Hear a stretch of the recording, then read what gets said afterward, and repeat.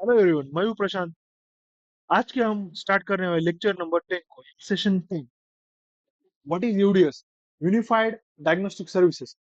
UDS is a diagnostic communication protocol used in modern vehicles to help mechanics, testers, or engineers talk to the ECUs and electronic control units in the car.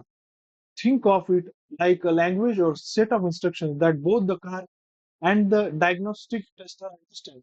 Examples of services: Zero extent diagnostic session control. Start communication session with ECU.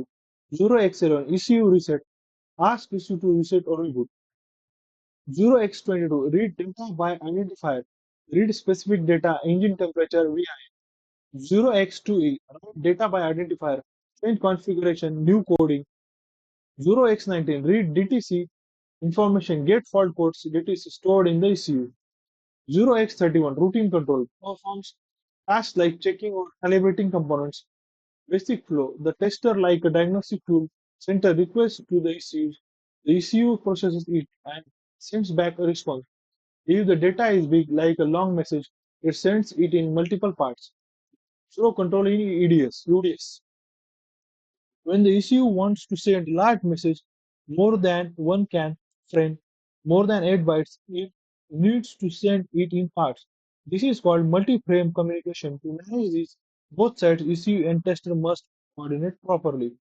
Steps of multi-frame communication with flow control. ECU sends first frame called first frame. It says, I have a long message to send. Tester replies with flow control frame. It says, okay, go ahead and send the next frames like this. You can send n frames, wait x milliseconds between them. Flow control parameters. When the tester sends the flow control frames, it includes block sizes, how many consecutive frames the ECU can send before pausing. Separation time, how long to wait each frame in milliseconds. Flow status tells ECU whether to continue, wait, or stop. What is KWP protocol?